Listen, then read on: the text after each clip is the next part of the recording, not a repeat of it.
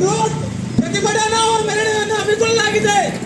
ಆದ್ದರಿಂದ ಸಮಸ್ತ ಹಿಂದೂ ಬಾಂಧವರು ಹೆಚ್ಚಿನ ಸಂಖ್ಯೆಯಲ್ಲಿ ಆಗಮಿಸಿ ಬಾಂಗ್ಲಾದೇಶದ ನಮ್ಮ ಸೋದರರ ರಕ್ಷಣೆಗೆ ಆಗಬೇಕಾಗಿರುತ್ತೆ ತಮ್ಮಲ್ಲಿ ವಿನಂತಿ. ಬಾಂಗ್ಲಾದೇಶದ ಹಿಂದೂ ದೇವಾಲಯದ ಹೊರಗಾಕಿರುವಂತಹ ಮತಾಂಧ ಮುಸಲ್ಮಾನರಿಗೆ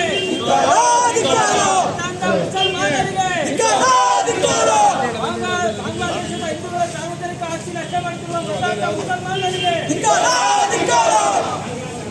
ಸೇವ್ ಮಾಡಿ ಸ್ವಲ್ಪ ಸೋಬರಿ. ಕಾಂಗ್ರೆಸ್ ಸರ್ಕಾರಕ್ಕೆ, ಹಿಂದೂ ವಿರೋಧಿ ಕಾಂಗ್ರೆಸ್ ಸರ್ಕಾರಕ್ಕೆ, ಹಿಂದೂ ವಿರೋಧಿ ಕಾಂಗ್ರೆಸ್ ಸರ್ಕಾರಕ್ಕೆ, ಭಾರತ್ ಮಾತಾಕ್ಕೆ, ಹಿಂದೂ ವಿರೋಧಿ ಕಾಂಗ್ರೆಸ್ ಸರ್ಕಾರಕ್ಕೆ, ಹಿಂದೂ ವಿರೋಧಿ ಕಾಂಗ್ರೆಸ್ ಸರ್ಕಾರಕ್ಕೆ, 420 ಕಾಂಗ್ರೆಸ್ ಸರ್ಕಾರಕ್ಕೆ, 420 ಕಾಂಗ್ರೆಸ್ ಸರ್ಕಾರಕ್ಕೆ,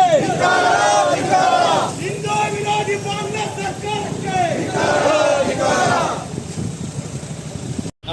बोलो भारत माता की जय, बोलो भारत माता. ಹಿಂದೂ ವಿರೋಧಿ ಕಾಂಗ್ರೆಸ್ ಸರ್ಕಾರಕ್ಕೆ, ಹಿಂದೂ ವಿರೋಧಿ ಭಾರತ ಸರ್ಕಾರಕ್ಕೆ ತೊಲಗಲಿ ಕಾಂಗ್ರೆಸ್ ಸರ್ಕಾರ ತೊಲಗಲಿ. ಜೈ ಶ್ರೀರಾಮ್, ಜೈ ಶ್ರೀರಾಮ್, ನಾವೆಲ್ಲ ಒಂದು, ನಾವೆಲ್ಲ ಹಿಂದೂ, ನಾವೆಲ್ಲ ಒಂದು. ಜೈ ಶ್ರೀರಾಮ್, ಜೈ ಶ್ರೀರಾಮ್, ಜೈ ಶ್ರೀರಾಮ್, ಜೈ ಶ್ರೀರಾಮ್. ಭಾರತ್ ಮಾತಾ ಕಿ ಜೈ. ಭಾರತ್ ಮಾತಾ ಕಿ. ಈ ಜಗತ್ತಿನಲ್ಲಿ ಎಲ್ಲ ದೇಶಗಳಲ್ಲೂ ಕೂಡ ಇದರ ಪ್ರಭಾವವನ್ನು ನಾವು ಕಾಣಲಿಕ್ಕೆ ಸಿಗ್ತಾ ಇದೆ. ಕಾರಣ ಮೊದಲು ಆರಂಭದಲ್ಲಿ ಅವರು ಶುರು ಮಾಡಿದ್ದು ಮೀಸಲಾತಿಗೋಸ್ಕರ, ಮೀಸಲಾತಿಯ ನೆಪದಲ್ಲಿ ಆನಂತರ ಅವ್ರು ಮಾಡಿದ್ದು ಹಿಂದೂಗಳ ಮೇಲೆ ದೌರ್ಜನ್ಯ, ಅಲ್ಲಿನ ಹೆಣ್ಣು ಮಕ್ಕಳ ಮೇಲೆ ಅತ್ಯಾಚಾರ ಕೊಲೆಗಳನ್ನು ಮಾಡಿದರು. ಆ ನಂತರದ ದಿನಗಳಲ್ಲಿ ಅವರು ಶುರು ಮಾಡಿದ್ರು, ಏನು ಬಾಂಗ್ಲಾದೇಶದ ಪ್ರಧಾನಿ ಹಸೀನಾ ಇದ್ರು, ಅವರು ಭಾರತಕ್ಕೆ ಬಂದ ನಂತರ ಇವರ ಆಕ್ರೋಶ ಆವೇಶಗಳು ಮತ್ತಷ್ಟು ಶುರುವಾಯಿತು. ಆ ನಂತರ ಹಿಂದೂಗಳನ್ನು ಟಾರ್ಗೆಟ್ ಮಾಡಿದ್ದಲ್ಲದೆ ಅವರ ಮನೆಗಳನ್ನ ಬೆಂಕಿಗಳನ್ನು ಹಾಕಿ ಸುಟ್ಟರು.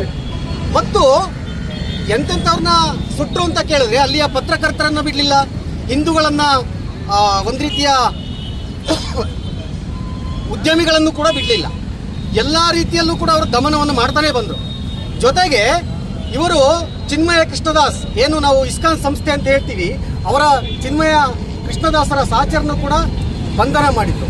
ಅದಕ್ಕೆ ಕಾರಣವನ್ನು ಕೊಟ್ಟಿದ್ದೇನು, ಮೂಲಭೂತವಾದಿಗಳು ಅಂತ. ಹಿಂದೂ ಮೂಲಭೂತವಾದಿ ಆಗ್ಲಿಕ್ಕೆ ಸಾಧ್ಯವೇ ಇಲ್ಲ.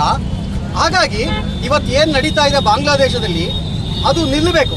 ಈ ದಮನ ನೀತಿಯನ್ನು ಖಂಡಿಸ್ತಾ ಇದ್ದೀವಿ ಮತ್ತು ನಮ್ಮ ಪ್ರಧಾನಿಗಳಿಗೆ ನಾವು ಆಗ್ರಹ ಮಾಡ್ತಾ ಇದ್ದೀವಿ, ಇದನ್ನು ತಡೆಗಟ್ಟಬೇಕು, ಅಲ್ಲಿಯ ಹಿಂದೂಗಳಿಗೆ ಭದ್ರತೆ ಸಿಗಬೇಕು, ಅಲ್ಲಿಯ ಹಿಂದೂಗಳಿಗೆ ನ್ಯಾಯ ಸಿಗಬೇಕು ಅಂತ ಹೇಳಿ ನಾವು ಈ ಮೂಲಕ ಆಗ್ರಹ ಪಡಿಸ್ತಾ ಇದ್ದೀವಿ.